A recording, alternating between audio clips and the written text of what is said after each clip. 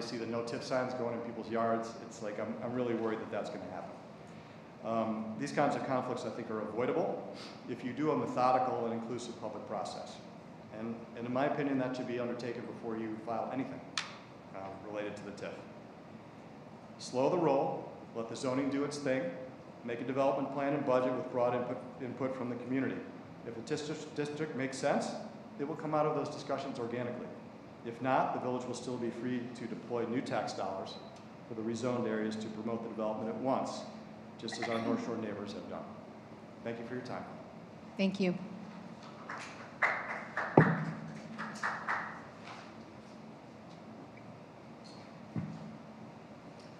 Good afternoon, members of the board.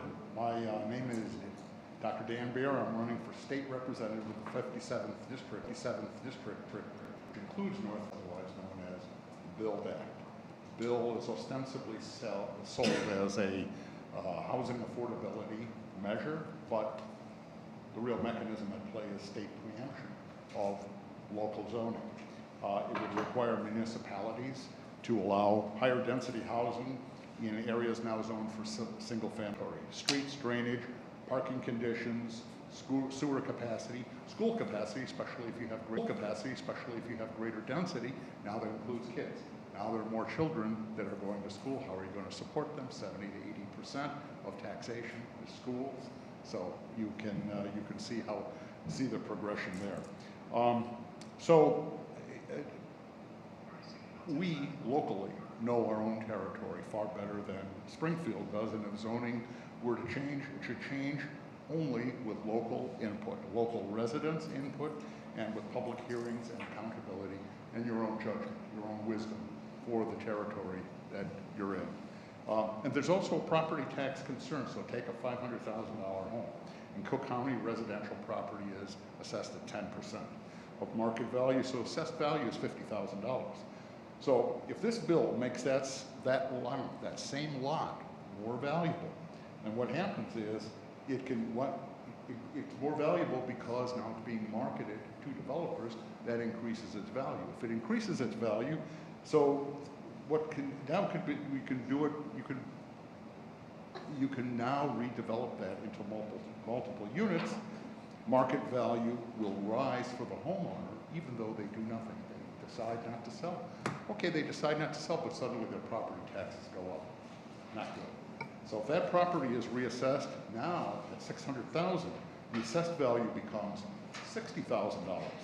After equalization and the tax rate application, the homeowner will pay even more.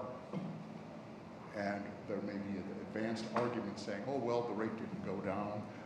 The tax rate went the same. Yeah, but the other parts, the other components of the equation went up, or ultimately caused that. So the simple math example, 500,000 home assessed at 10%, has 50,000 assessed value. State mandated density causes that same lot to be valued at 600,000. The assessed value then becomes $60,000. Owner did nothing, but tax rate went up 20%. Why? Because of developer-generated market activity, the value of the property increased.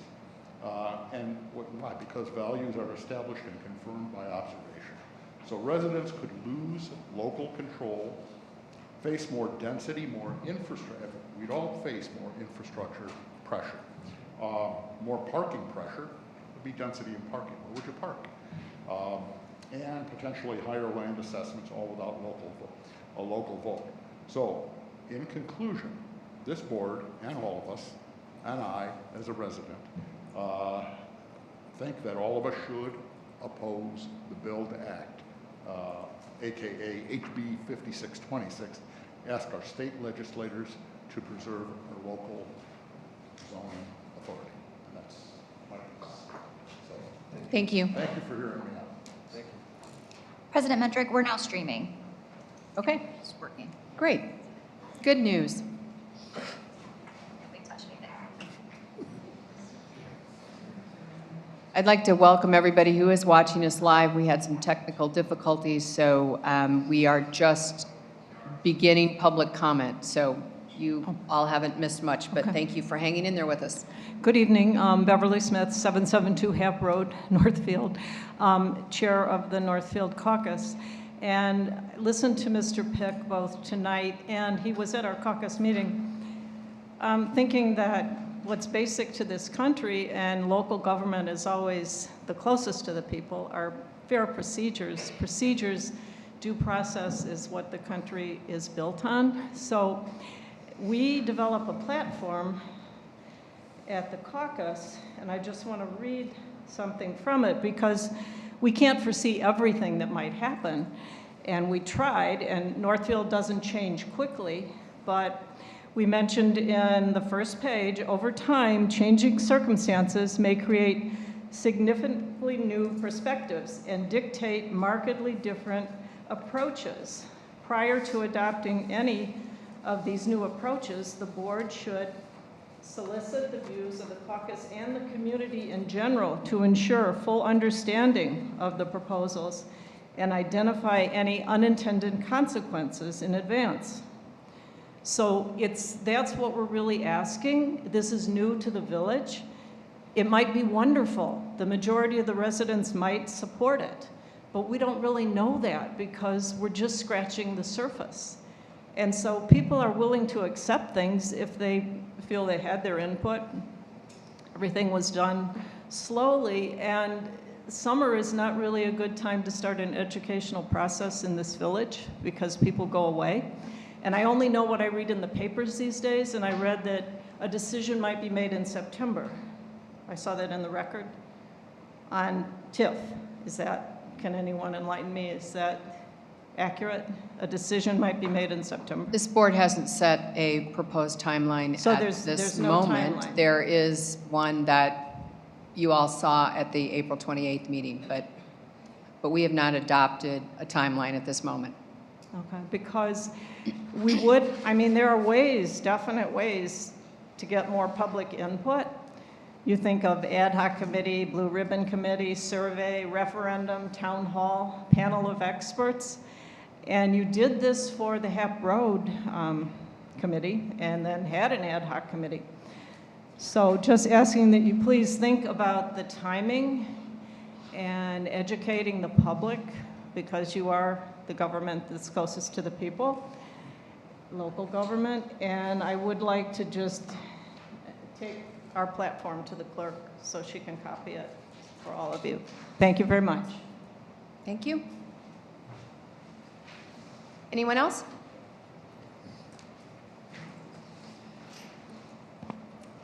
Hi, my name is Debbie Pappas. I live at 310 Meadowbrook Drive, and I'm here tonight speaking to you regarding the Hap Road Improvement Committee.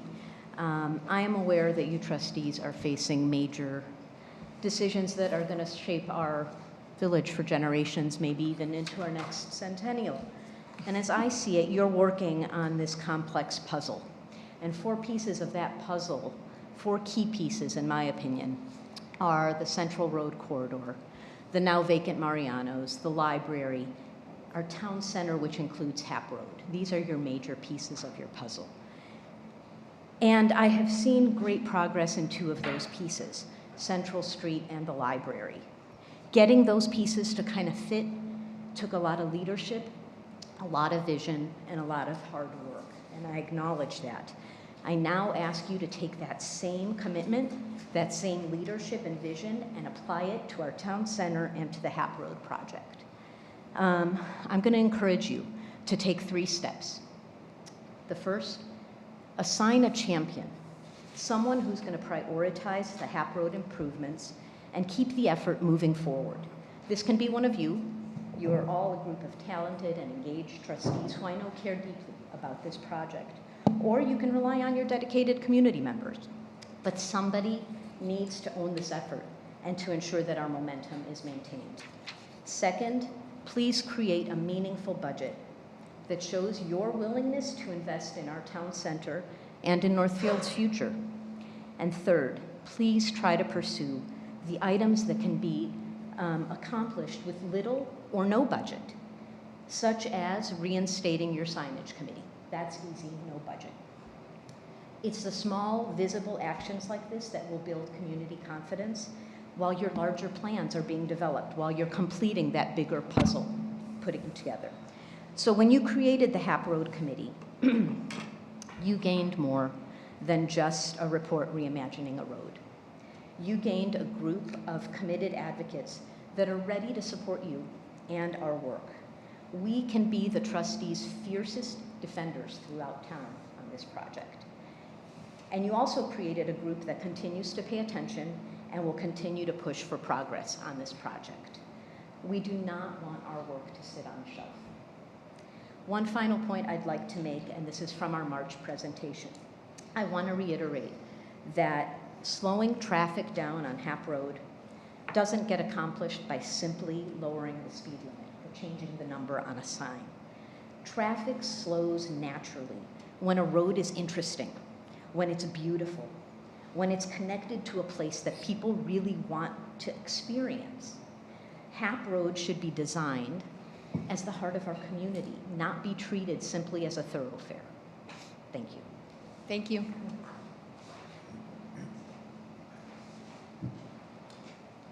Hello, Board. Barnaby Dinges, Chapel Hill Lane, co-chair with Debbie Pappas of the HAP Road Committee. And I'm going to talk a little bit about history, agree with everything that Debbie said.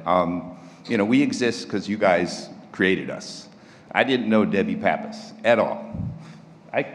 I consider her one of my best friends. Thank you to the board for that.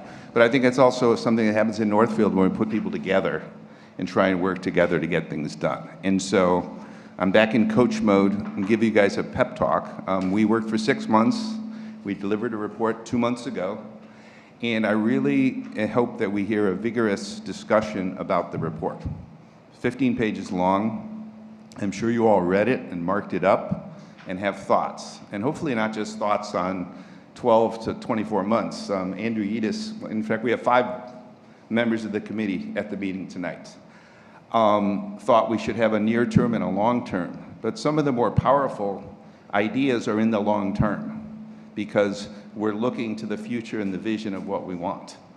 And the history piece, and I was on the board when we got $1 million in COVID money.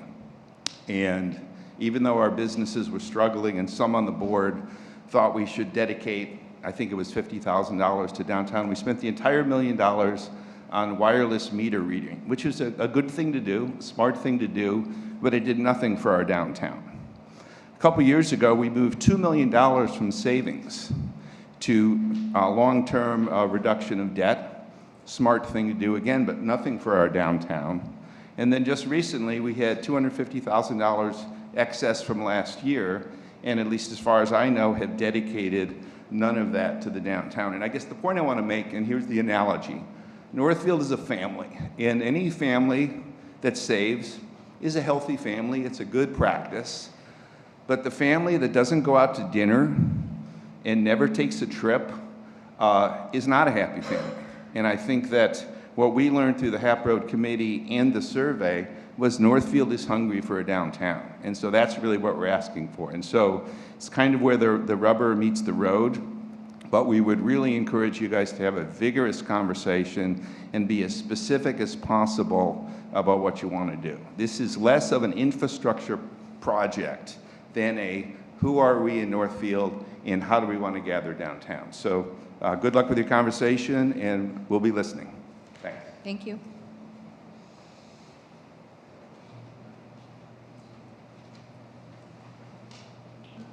Hello, my name is Ann Peterson. I'm at 2100 Drury. I'm going to change the subject a little bit, but maybe it's a teeny tiny little example of how leadership can rally around an idea and fund it.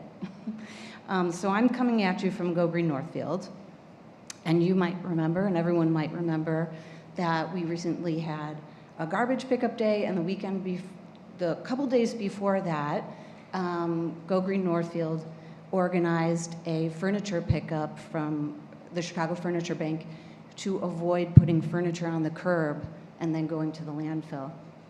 And you were very, very generous to fund that effort. This was our second year, Last year, I found a donor to fund it, and this year you offered to fund it, and I just wanted to tell you how grateful I am, and I wanted to illustrate the impact that that event had. So really quickly, we had 40 scheduled pickups with Northfield addresses. Ready?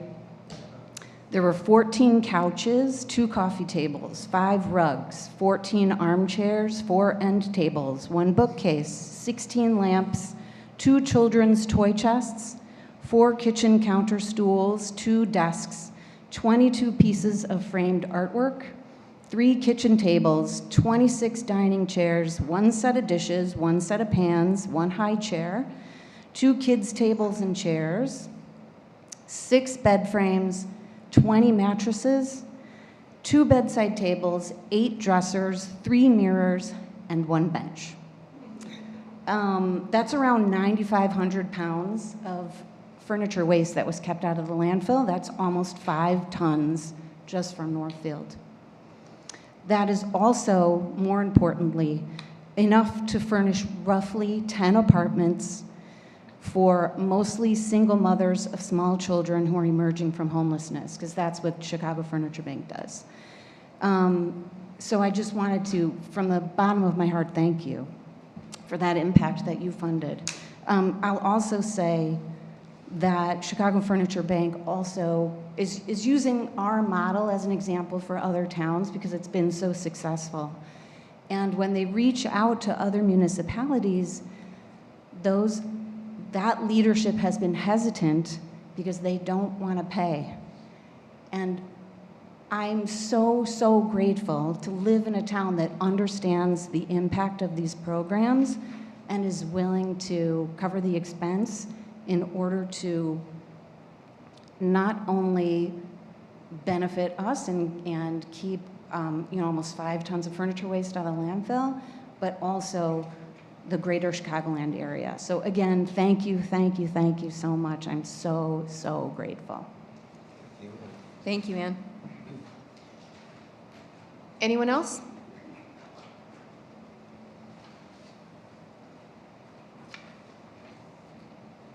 Hello, Kaya Rubenstein, 315 Linder Avenue, and I'm so sorry to go back to the TIF again after that nice, thank you so much. I just want to say, and perhaps echo what Beverly Smith said about slowing things down, and I was very pleased to hear that, what you said, President Mendrick, about that. So that was good news, because summer is a difficult time for most people and can't get to board meetings, et cetera, et cetera. I would also like to mention it for the opportunity, perhaps, that more people who do not understand TIF and want to know about TIF could perhaps engage in a conversation through the League of Women Voters, which does consensus groups. And sometimes we have consensus groups on community actions, so to speak, where there's a lot of controversy. And then we, that's in lieu perhaps of a referendum or some other kind of thing. So we might make use of that, and that takes a little while to do. It's a very complicated thing. If anybody is familiar with anybody, I know some people have friends, at least one person has friends here who live in District 36 in Winnetka, and that was our last Winnetka, Northfield, Kenilworth. I'm speaking for myself right now, not on behalf of the League, but just explain what might be done. That District 36, they did have a group, they had studies, they had pros and cons, they voted on it, and they came to District 36 with some kind of plan that residents they wanted. So it was heard. I want to tell you, there was mention made of this. There is a new report so that some people, and people watching at home, or if you're streaming this or you're going to be watching the video, thank you, Melissa, for fixing that. There is a report that just came out March 25th, 2026. It's from the Civic Federation, and it's called Tax Increment Financing, a Primer. It's 54 pages, so I didn't run the whole thing off. But it does have on the first page, for speed reading, an executive summary, and it has everything in a nutshell here. What is TIF, how TIF works, how TIF impacts taxpayers and overlying governments, controversy about TIF. And then it's very fair. It also has 3 pages of arguments for and against TIF. Advantages of TIF, disadvantages of TIF, and then a wonderful colorful page with a chart, TIF pros and cons. So you can see that. Go to the Civic Federation website, www.civicfed.org, and click it on and scroll down, and you'll see the tax increment financing, a primer, and you can read it for yourself, and it could help you understand a little bit more about TIF.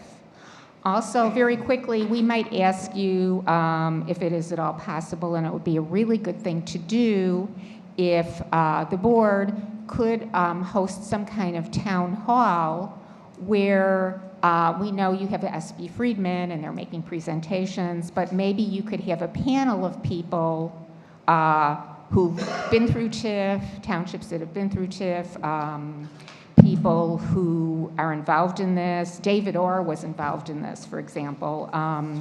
There is an organization called TIF Illumination Project. Tom Tresser, who has run the Civic Lab, he is an attorney and an activist, and he has done much work on this. So if you could think about possibly doing this, having a town hall for all of us, that would be very grateful, and that would help residents a lot, I think. Do you? Thank you very much for your time. Sure. Anyone else at this moment? So we don't normally do this, but I want to take just a quick second to address 2 things. I asked Patrick to be prepared to talk about the BUILD Act because I know that's a very important issue in our community as well as others, and to just let you know what Northfield is doing directly on that project. So I'd like him to give us a little update there, please. Thank you. I'd be happy to. So the village participates in a group. It's a coalition called the Northwest Municipal Conference. It's a council of governments, and we're working actively in that council of governments to both monitor what's happening with that act and prepare responses. To the end that I also participated in a village managers group that is adding material to the Northwest Municipal Conference effort to give more specific feedback and, if you will, pushback to that proposed legislation. And then thirdly, I sit on the legislative committee for the Northwest Municipal Conference, and that committee does the work at trying to build the agenda, if you will, for the group to deal with issues that are coming up in Springfield. The best information we have right now is that that act is probably, or that proposed bill, is probably not going to proceed by the end of this month. Due in large part to the pushback coming from communities like us to our local elected officials at the state saying this is not ready to go. And we expect it probably will not move. And in that case, we'll be putting up a more protected defense moving forward as a new group gets settled in and starts to take this back up. There's a strong possibility that this bill is going to be broken into several pieces. So instead of one big omnibus bill, it will start taking pieces away and making small changes. Luckily, the coalition is large enough that we can monitor those, and they already have somebody assigned to that act that's watching on a regular basis. And we got updates today about what's happening. So the village is all over it and being very proactive in that effort. Yep. Matt, you sit as our representative at Northwest Municipal League for the board. Is there anything you want to add to that? I would just say that Northfield voted to support what Patrick said, the alternatives. I was going to mention that in the liaison report. So that was Northfield's vote, and we support the village managers that came up with the alternatives, and as Patrick said, are very engaged. The coalition is very, very engaged on this subject. And I meet at least quarterly with some of our local presidents, village presidents from Winnetka, Wilmette, Glencoe, and Kenilworth. We just met last week right next door here, and we discussed it there and continue to pay attention to the bill. It has been split into little pieces. It's run on shell bills right now in Springfield. The latest I heard is that they've gone from having 8-unit dwellings to now it's down to 6 units. So I don't think that's a win for anybody, but there is a lot going on in Springfield with it, and it is literally moment to moment. I've had 6 or 7 emails today and updates to emails. So as any of you know that deal with legislature, and it's almost the close of session, it's just going to continue like this until the 31st. So I wanted to give you that update. So, and the second piece, I wanted to ask our legal counsel, Greg Jones, to just explain what the June 12th date is for the TIF conversation so that you all understand what SB Friedman proposed and the things that June 12th date triggers. So Greg, if you'd give us a minute. Be happy to, thank you. So the June 12th step, as Friedman has presented it, is one of the earliest steps in the TIF creation process. The statute lays out numerous public steps that the village must follow to have a conversation to evaluate whether or not TIF is appropriate for the community and something the board would like to pursue.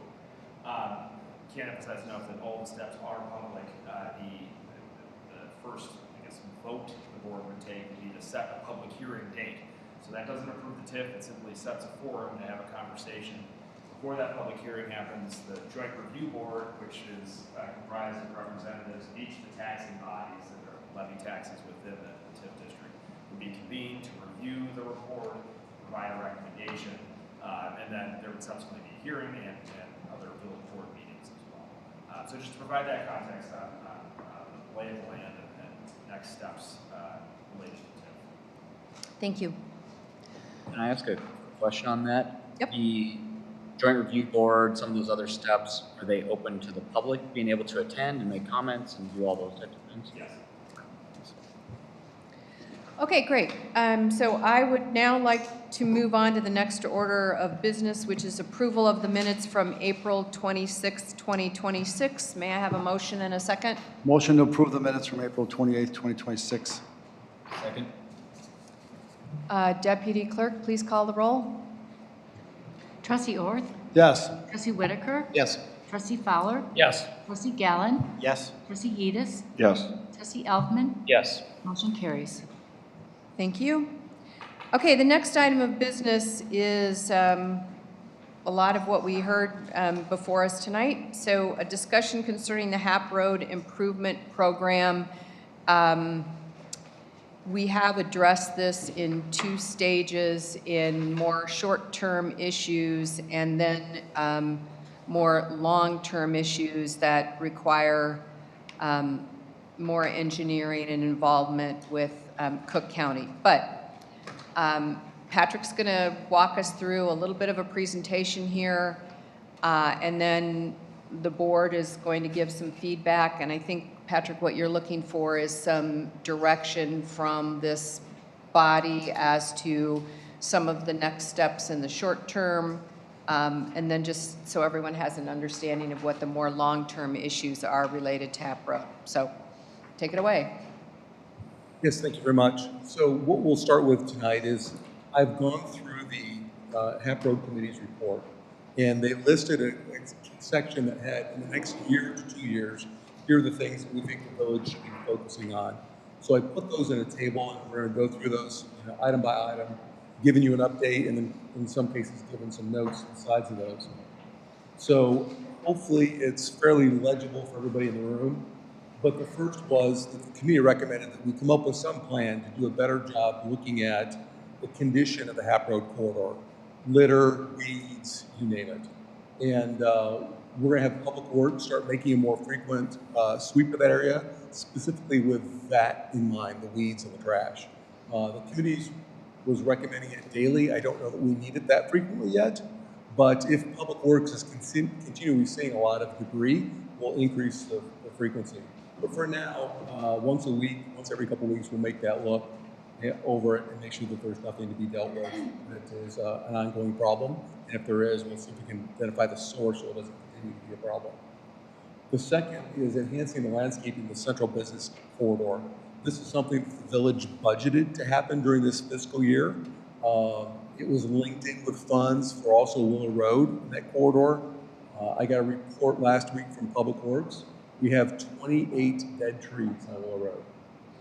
So we're going to start replacing those trees. We're probably only going to be able to do half this spring, because we want to make sure we have enough people to keep them watered and that they'll continue to live. Okay. But with that, we're looking at what we can do along the Central Avenue corridor to beautify that area, because it needs some, obviously needs some help. This task is really outside of the Hap Road corridors report. It's something we're looking at anyway moving forward, and we'll continue to track that as part of our ongoing budgeting process and review. The third item on the list was lowering the speed limit on Hap Road. And President Mendrick had sent a letter to President Prinkwinkle of Cook County, whose jurisdiction Hap Road is, requesting consideration of lowering the speed limit from 35 to 30. We have confirmation that they did receive that letter, and just today we received a note that they're starting the speed study, and they hope to have an answer by end of July, is that correct? I think so. Maybe? Soon. They're going to start the analysis and give us a recommendation as far as what they're actually going to take, if any, in that. We'll continue to track that and monitor it. The next item on the list was creating a safer ADA-compliant pedestrian crossing at Orchard Lane. And I broke these out separately. Several of them were all together, but the crossings there are currently ADA compatible, so they meet that with both grade and markings. However, as they were looking at the initial report for Hap Road, they're looking at ways to shorten the walking distance across Hap Road, possibly provide some pedestrian refuge area in the center. That's still part of what will be looked at, but right now, as of today, those are ADA compliant to the best of our knowledge. But we will keep looking at that as we move forward with the analysis of the roadway. And later on in this presentation, we'll start talking about the actual design of the road. Same recommendation for Mount Pleasant. Right now, there is no crossing with in that area. There's people warning strips to cross Mount Pleasant and not going back and forth across Hap Road. So again, with the design process coming forward, that's something we want to get that in. This board's been very clear about their desire for increasing the walkability of Northfield, and that would be important to pedestrian corridor moving back and forth across Hap Road. And the third in that group of recommendations was the ADA compliance at Hap Park. Right now, there is no crossing there, so it is definitely not ADA compliant because there's no approach sidewalk, there's no markings in the road. It is a bit of a free-for-all for those that want to cross there. And for those of you that know that area, it's also got a bit of a bend in the road, which limits visibility as pedestrians are trying to cross in that area. So the future design plans for improving Hap Road definitely have that as one of the elements being looked at, with the rapid flashing beacons, like we've installed several recently, most recently at Bosworth and Wagner. So that is definitely on the plan path for us forward. I'm not sure it'll happen in the year category, but we'll definitely be making a good progress in that within the year category as this group is outlined.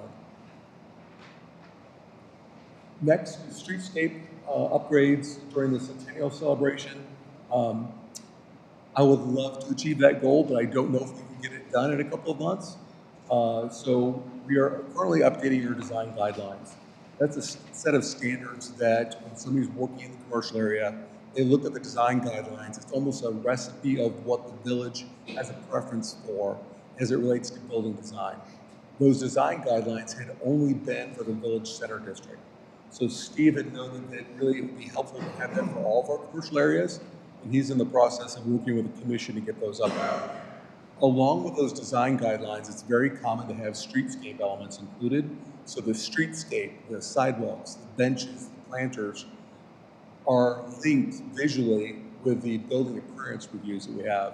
So that's part of the process we're working at with design guidelines, and that process has only recently been started, but is definitely on our radar to get those updated. Options to obtain more control over Hap Road. During our recent meeting with Cook County representatives, we asked what options are there. And one of the ideas we pitched was their willingness to enter into an intergovernmental agreement that will let us put some items in the parkway and make some enhancements subject to their review. Would they allow that to happen? And we received favorable response from the county that they would be willing to consider that IGA and that they have that in other places to allow the village to have some more control, as the group recommended it, with what happens in that corridor. Next on the list is engaging a planning consultant or economic consultants to help with the vision for the area. We haven't done anything with that yet, to be honest with you. It's a little bit in that further end of the 2-year time period. As you have heard from some of the comments tonight, we're working on other things, trying to make improvements to the corridor in our business district, and that may be a natural follow that comes from that as we start to see some growth. And lastly on the list is hosting village events on Hap Road. We haven't started anything in that category yet, nor have we engaged the county in that discussion. I think as we get closer to making something happen and beautifying Hap Road, we'll be in a better situation to be able to make some long-term planning and determine where best to hold events and not impact traffic too much, be able to make some good things happen for the village as a whole and more gathering events for residents. Okay, I'd like to stop there and ask the board members to jump in here with some discussion on these issues. I'll start unless anyone else wants to jump in with anything, but. I'll jump in. Okay, great. You know, listening to all this, and I mean, I know we've got a lot on our plate, but I do know there's a couple things that I think are in our control. It's just, what do we want to do? And I think the first thing, and I noticed it tonight walking in, is Inspiration Park. That area, I think there's something that we could do. I don't think the cost would be crazy, but I think that that's something that we should definitely look at, as well as doing some sort of lighting. And we talked at that board meeting about some sort of lighting in that area. And I think really, I know our staff is pretty tasked with everything that's going on from so many different levels, that whether we engage or at least start researching, bringing in somebody, doesn't have to be a full-time person, but some sort of staff to take on some of this load, which I think may help bring some of these things to fruition a little sooner than later. So that's just my thoughts. Next.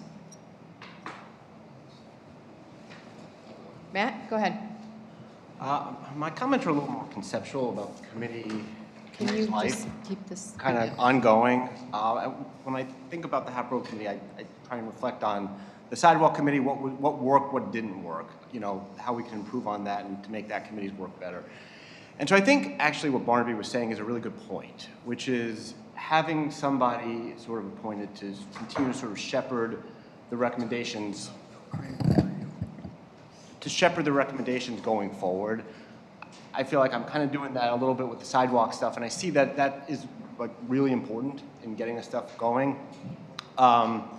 And keeping it going, right? And then one thing that we've done, so I would say that's something that I would recommend doing, whether that's somebody on the board, somebody in the community, I don't know, I don't have an opinion, but based on the next thing, I'm gonna say maybe it makes sense to have somebody on the board do it, which is what we did for the sidewalk committee is we took the projects and we itemized them in the capital improvement plan. I think that's where we put them, so that when we're all gone and there's other boards, like people can see that work and see, okay, these are the things that need to happen. So I think having that kind of thing for the Hap Road stuff would be a great idea. And just itemizing it and then having sort of the appointed person really kind of shepherding those things going forward. So that's how I see it conceptually. I have less of an opinion about the specific stuff we see and more kind of how it should work going forward.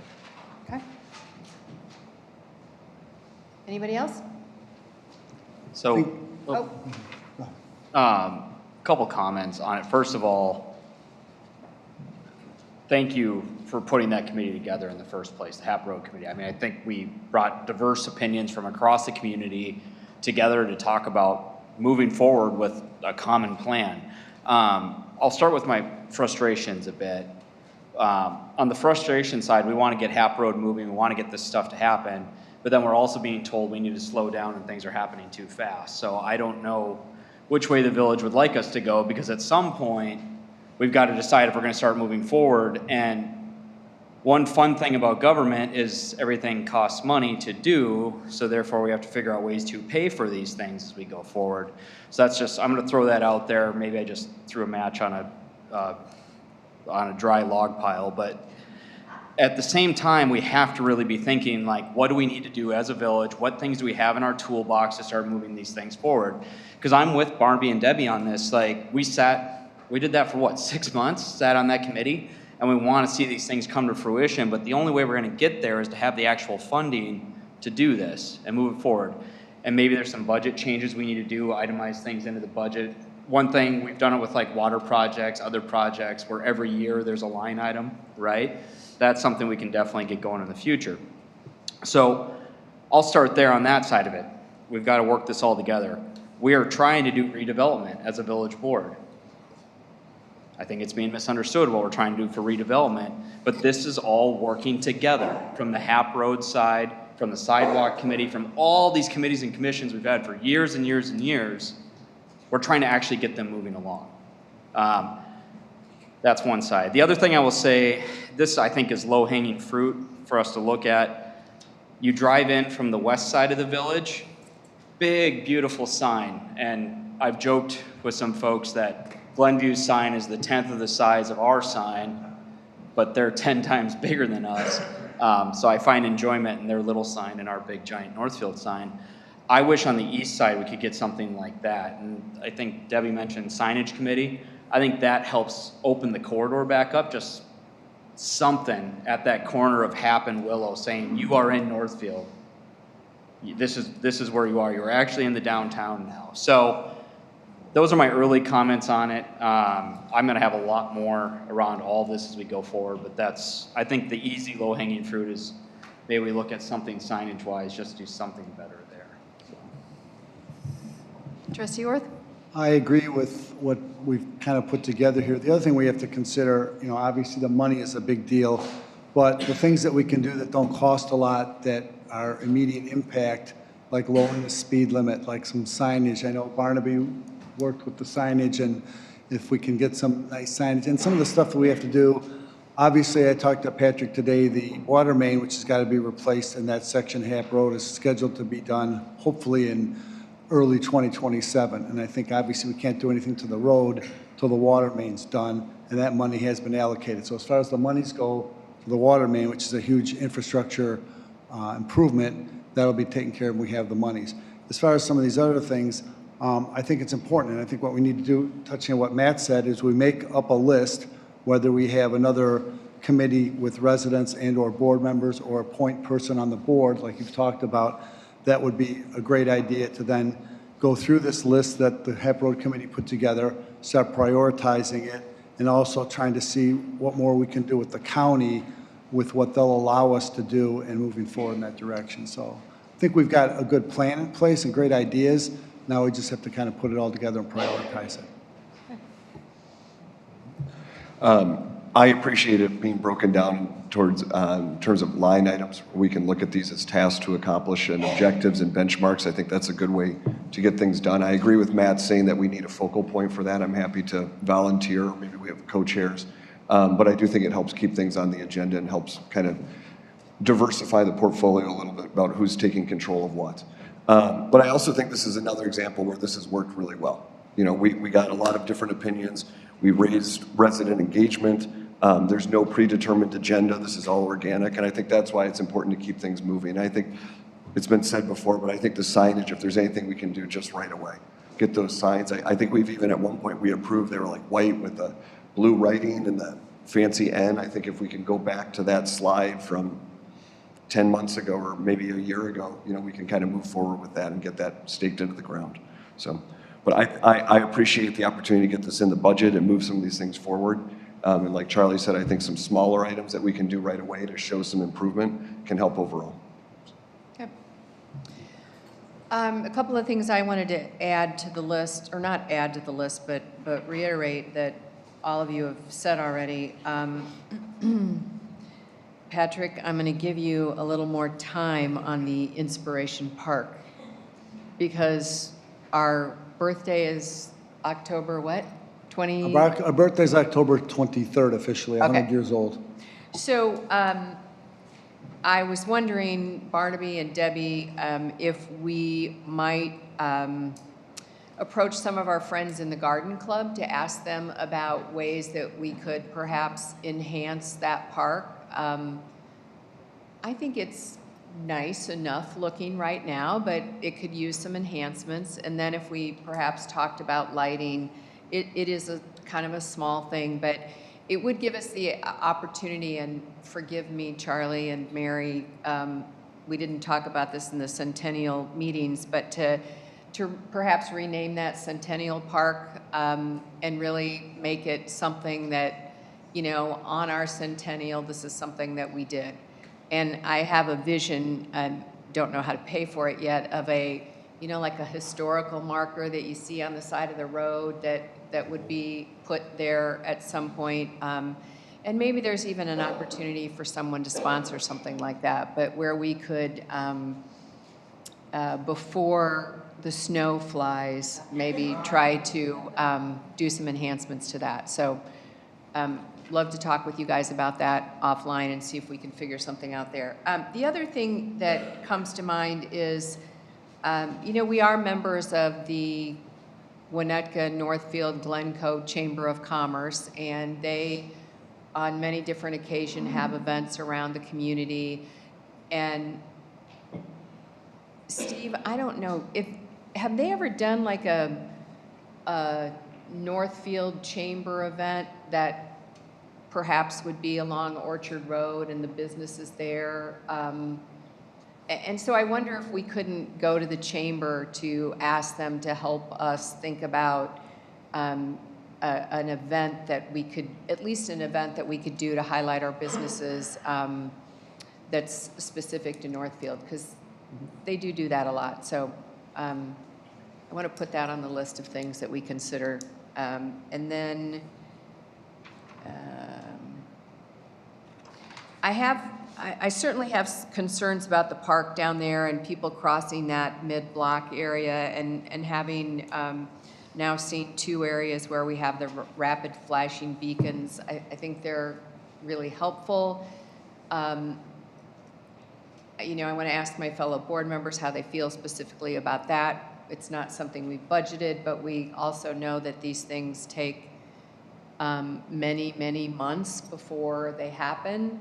And is that something that we, knowing full well that if any construction actually happens on Hap Road at some point in the future, that those signs would likely come down and have to be reinstated or maybe be obsolete at that point. But is that something that we want to try to consider with Cook County, that we think it's important enough to talk about? And also, because that is a Winnetka Park District park, you know, see if we could get some perhaps help from them.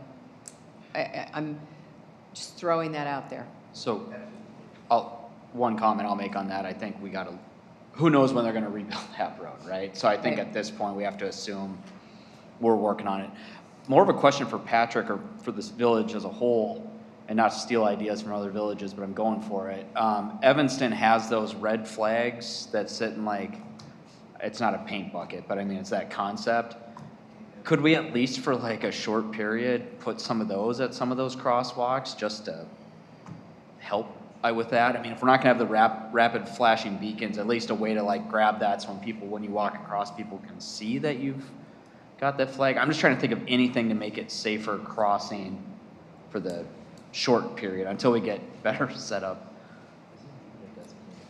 I think you could do it where there is a crossing. Yeah, that's what I'm saying, is where there's crossings, yeah. Yeah, if there's already a crossing there and that's something you want to do to increase visibility, that's definitely possible. We haven't gotten nearly as many complaints on Orchard crossing Hap since Mariano's is shut down. So the volume of traffic on Orchard has really changed the dynamic of that intersection for the time being. I think, Tracy, when you're talking about the rapid flashing beacon, because of the time factor it takes with the county and the processing, I think it's something we could look at potentially budgeting to see how the budget year goes in the second half of the budget and applying with the county because of the time frame that it takes. Because by the time the water main gets done, the road gets done, that might be right around the time when the installation of that beacon could be completed. And I know the Winnetka Park just recently redid that park, so I know that I don't know how much more they would want to do as far as enhancing the park, because we've already done working that. Okay. So that would be another thing. Yes. Just a quick question, because you brought it up, Matt, and you did such a great job spearheading the sidewalk committee. Is that, we mentioned somebody spearheading this project, is that something that you would be interested in doing again? And I'm putting you on the spot. Wait, hang on. I think that Trustee Yedis may have volunteered for that job. And I'm sorry, as Andrew. I thought you said you'd be a part of it. You could co-chair it. Okay, As great. a member of the committee, I think, unless he says no, we'll consider that. So, okay, so Barnaby, Debbie, any thoughts on what we've talked about so far? We have a lot more to do, and we have a short amount of time, and we have another topic to cover. Do we want to get into these more long-term conversations? You could give us a brief overview, Patrick, but Okay, super so quick. far. First of all, thanks for the discussion. You know, Edwin, I mean, yeah, I mean, in Evanston, right at the Northwestern campus on Sheridan Road, are 2 buckets with red flags. Going from a busy beach, it works. It's minimal. A sign by the library, slow down kids reading. I mean, you could put a sign up in the grass. Minimal cost. There was a time we had a committee talking about benches, whimsical benches for the comfortable corner of the North Shore, painted benches for Go Green and No Trier. Again, I think what's missing is the artistry, the fun. Yes, it's infrastructure, but this is us having fun downtown. And again, if we have a centennial and don't have a sign that says "Welcome to Downtown Northfield" somewhere, because you know, Tracy, you and I were on the committee that identified 4 places, and nobody objected. So let's get some of these little things done, visible things done, to show our community that we can do some things, have some fun, be seen. And I think once we get those little things done, the rest will flow from there, because people will see that things are happening. Thank you.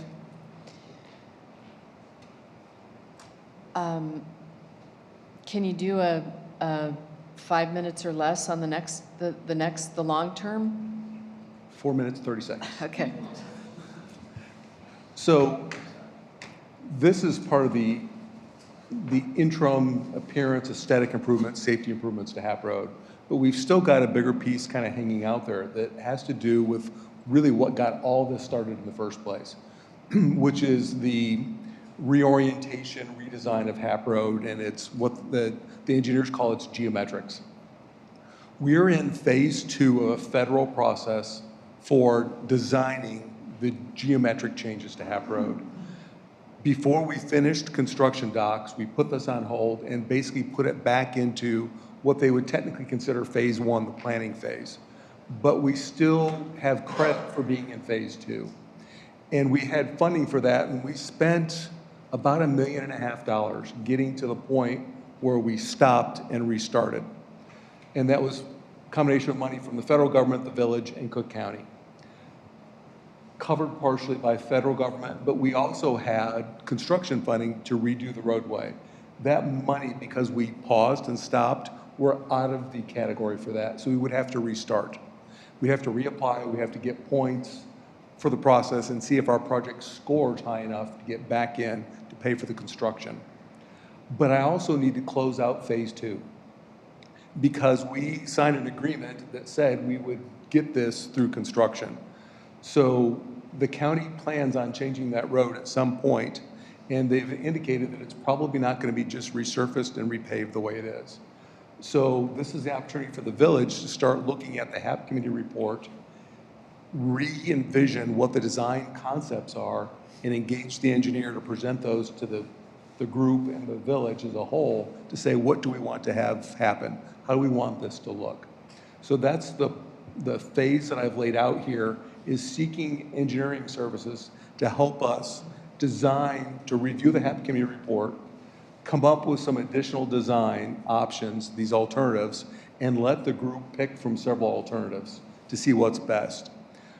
From the process, from the feedback we got, and I'm starting south at HAP and Winnetka Road, there really weren't a lot of complaints about the intersection improvements of Winnetka and HAP.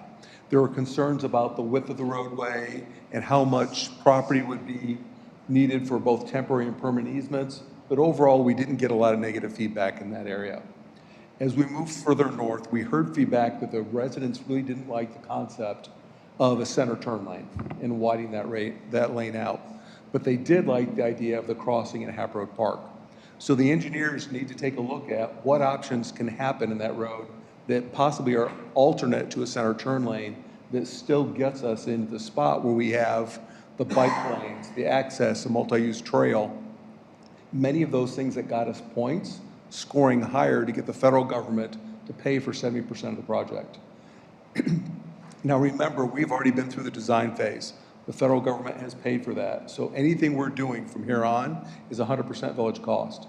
The county's not going to fund it. They'll reimburse us what they owe us once we finish phase 2, but this is all on us when we move forward.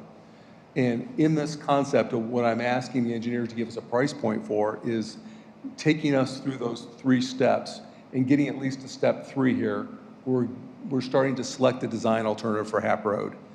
Once we've selected that, then see where we stand. Because depending on how dramatic the change is from what was first planned, we may have to restart phase 1 with IDOT. IDOT controls the Federal Surface Transportation Program funding. If the changes aren't that dramatic, IDOT may say, you know what, it's close enough, you stay in phase 2. Or they may say we have to start all over again. I'm hoping we don't get there, but it's going to depend a lot on what design is ultimately picked. And the engineering firm we're using to help with that will be the best group to help guide us through that process. I've asked for pricing from them to get us to this point. They're working on it, and I just don't have it for you tonight. But if the board's comfortable with me moving it forward, I'll bring back to you next month a recommendation to engage them to continue forward. And we'll start laying out the public meeting process, the concepts, and develop a timeline for when we can move all this forward. Again, layering in the recommendations of the HAP Road Committee to make sure that the engineers understand that report well and are keeping that in mind as they come up with design alternatives. Patrick, so it'll start with them looking at the recommendations from the HAP Road Improvement Committee as sort of a baseline? That is the baseline homework before they even put pencil to paper. Great. Patrick, real quick, how much input do you think the county will allow us or let us have in the design and how we see it versus how they want to see the road? So I'll take that one, Patrick. In our meeting with Cook County and Commissioner Britton, that was a question I had, because I said, if we're going to go all through this again and you're going to tell us again that word that will never be mentioned here, then there's no point in having this discussion. And they confirmed for us that that is not their intention, that they, and I think Commissioner Britton has said this before, that this is, they're not just going to come in by cover of darkness and put a road in that the community doesn't want or agree with. So us restarting this process and getting some designs that address the concerns of the HAP Road Committee, the safety, all of the things that we've talked about, then allow us to go to the county and say, all right, this is what we want. So I think that that's the point we need to get to. The county is not interested in doing anything that the village doesn't want, just the same way that they stopped this project when we told them to stop. So that gives me great comfort, and knowing that we can move this along incrementally, again, if this is the way the direction the board wants to go. So any other comments? So a general consensus that we'll let Patrick continue, come back to us at the next board meeting, and we'll talk about what that looks like financially. Yes. Again, Debbie, Barnaby, anything you want to add to that 4-minute, 30-second report that, okay, great. All right, super. Then we will move on to item number 4, and for anybody who's here for the board meeting, we're going to let this go just a little bit longer so we can have a bit of an in-depth conversation here on this topic, and we'll then take a 5-minute break and start the regular board meeting. I'm going to say 7:15, 7:20 perhaps. So if you all don't mind hanging in there with us. Okay, thank you. So let me jump right into this. Over the past year, we've been contacted by a growing number of individuals, developers, property owners, who are looking for the potential for the village to help them close the gap in some projects. And I won't go through and read this slide to you, because you've probably read it in the time I've taken to say this. It's not uncommon to have these requests, but we've seen a change in the frequency of these requests in the past period of time. And part of the question is, why are we seeing more of these requests? These three possible options there. We do have an increase in the number of vacancies in the village. Construction costs are going up at almost an unpredictable rate. As people are trying to come up with projects, they get close and realize that they've got a bigger gap than what they anticipated. And honestly, we've got neighboring towns that are, it's probably a little bit of an exaggeration to say throwing money at places to come in, but spending some very significant dollars to attract businesses to their town. And when people hear and read about that, they start to go, well, maybe this village will give me some money to move there. So all those things combined, I think, are what's leading to us right now having about 4 or so different projects where people are saying, is the village board open to helping us close this gap? And we don't have any particular funding numbers. Nobody said, I need X dollars yet, but I think it's coming. The hard thing for me is I don't know where the board stands on this yet because we really haven't had the discussion. And I think it'll be helpful for me to be able to share with developers the sense of the board. So let me give you one example of something that I foresee as being a potential, and that's 1822 Willow, the former Mariano site. We're getting close to a year that it's been vacant. Residents have said, grocery store, grocery store, grocery store. We really want a grocery store. And the owner has taken that to heart, and really the person they hired to help market the property specializes in retaining grocery stores. So they're really working on it. And I get calls almost weekly from residents saying, why isn't there one yet? There used to be a grocery store. How hard can it be? So my answer is, this is how hard it can be. Those dots you see up there are the grocery stores around the star of where the Mariano site was. And I didn't go through to figure out how long they've been there, but when a grocer is looking at locating in Northfield and they look at the market and go, there's no other grocery stores here, all of those stores limit the amount of potential revenue they're going to get because there's other stores people are going to. So that hurts us a bit in the attractiveness of the site because there isn't a captive audience, so to speak. People have many other options in the area. So I understand people saying, come on, there used to be a grocery store there. Why can't you put another one there? Well, this element here is part of what makes it very difficult for the owner to be able to get the money they feel they need out of that site. Because the person coming in to potentially locate a grocery store there goes, look, here's how much profit I think I can make out of the store, so I can only afford this much in rent. The developer's going, well, wait, I had Mariano's there for a long time, and they were paying this much in rent. How does that gap get closed? Especially when there's a lot of work that needs to happen both on the inside and the outside of the building.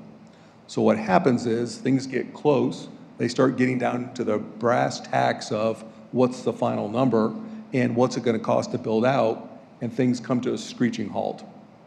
So that funding gap is a time when either they walk away from each other as perspective, or they come to the village, either individually as a group, and say, I need help. So for us, and typically in villages when this happens, the parties approach the village and say, we need help. Do you want this business here? If so, I need X dollars.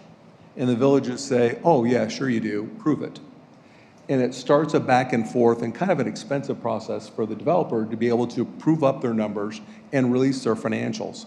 And the villages often engage a firm that specializes in this to examine those numbers to make sure that no one's blowing smoke and we aren't just giving money to somebody that doesn't need it when those things happen. The trick is, and the difficult part is, there's a decision point for the board at some point of how attractive is this use for the village, how badly do you want it, and do you want it bad enough to put money toward it? And that's partly why I brought up the grocery store option and showed you the options there. There's a funding gap if they're gonna bring a grocery store in. And I don't know what the number is because they haven't given us exact numbers yet. But how badly do we want a particular use?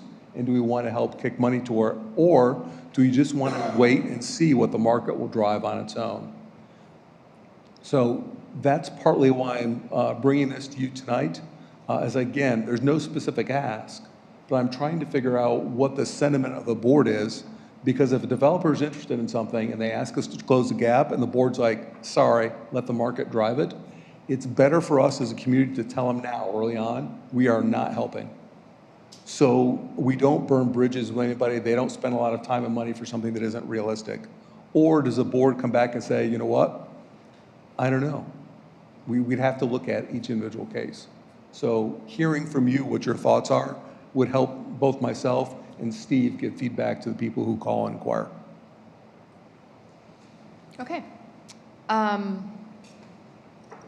Ed, do you want to start? Yeah, so one thing for me that is a concern about this approach, we're going to get into individual business, individual business, individual business, and then this is probably a Greg question, but lawyer question, but or Matt, I guess you are one too. It gets into so we approve 3 of them, and then we deny the 4th one. Are we now liable for now not approving another business? Does it turn into a situation where we're picking and choosing? It becomes very obvious we're picking and choosing. I do think there is some merit of if it becomes a far along situation where this is the only option left. I think it's always worth having a conversation, right? Like, our agenda is not that full. I'll say it nicely. Yeah. But at the same time, I think there's a lot of merit in not doing these individual one-offs and rather having a larger setup, larger district.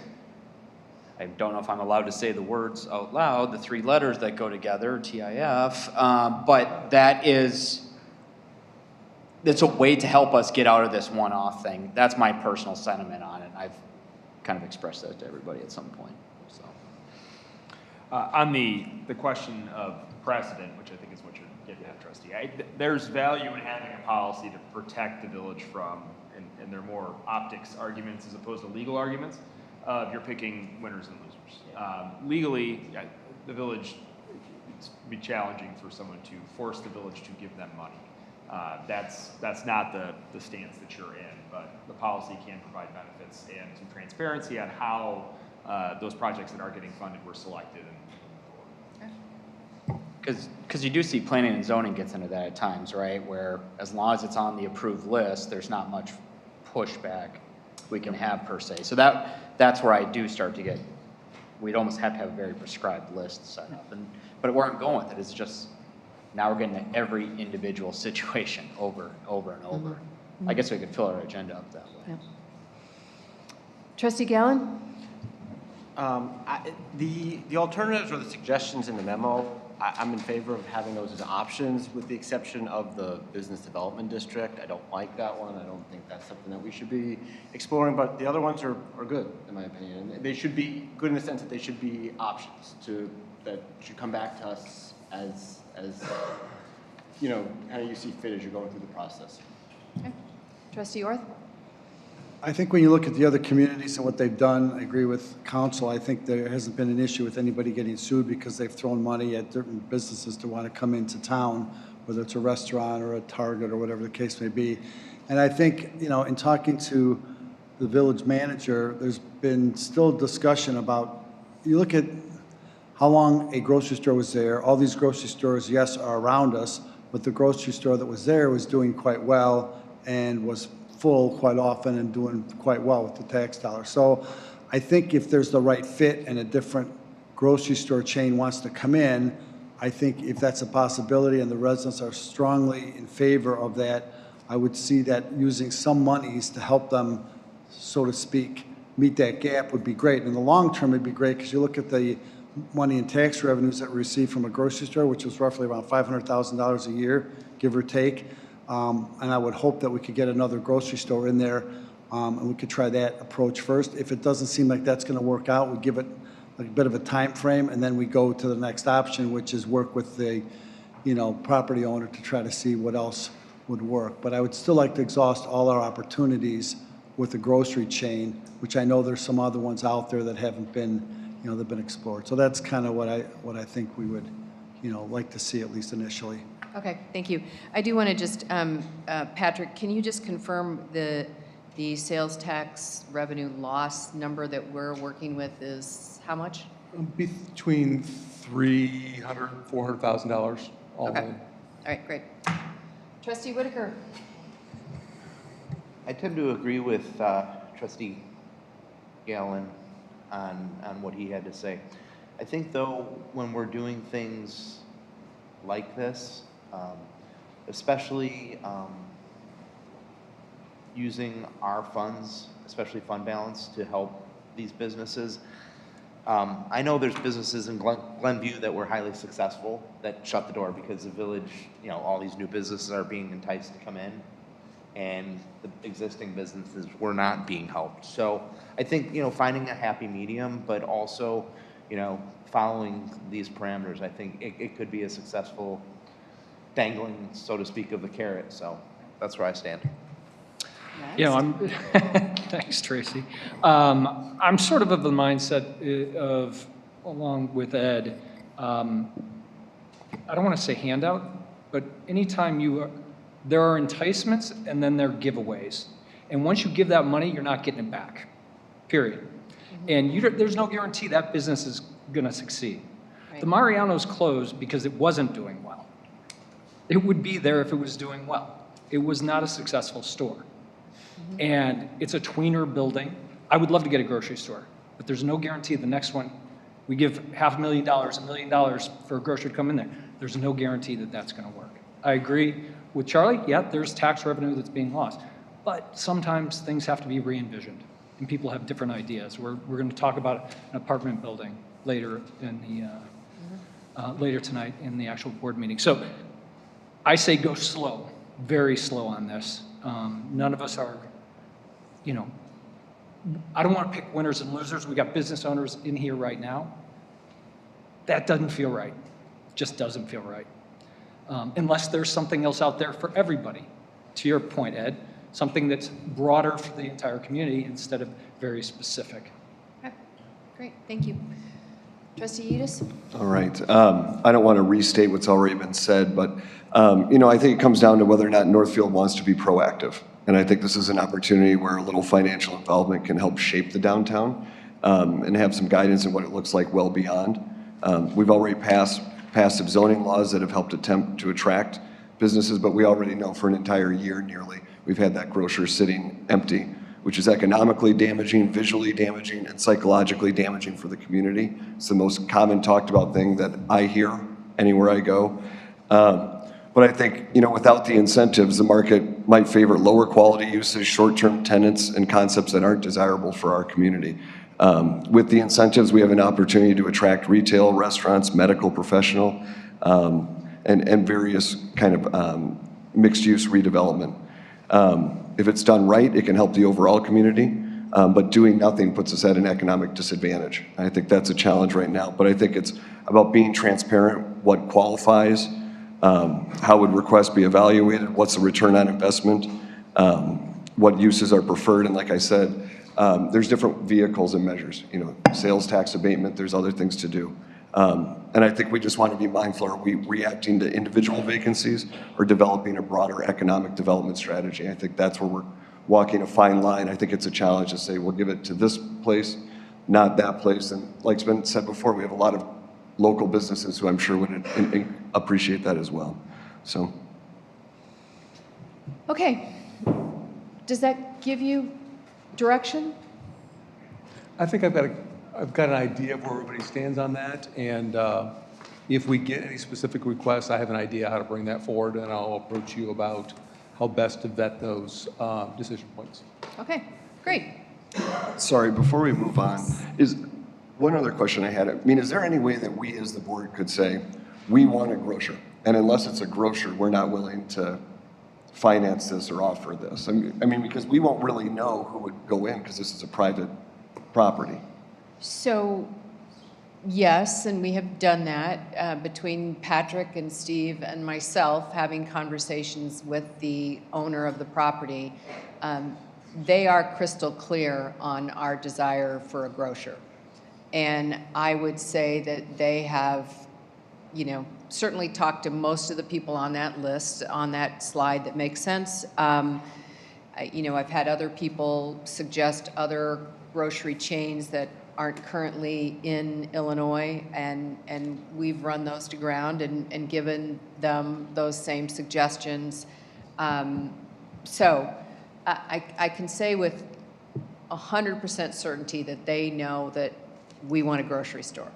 So, Thank you. all right. Okay, I called that just about right. It's 7:14. Any other business anybody on the board wants to discuss quickly? Any other comments from the public?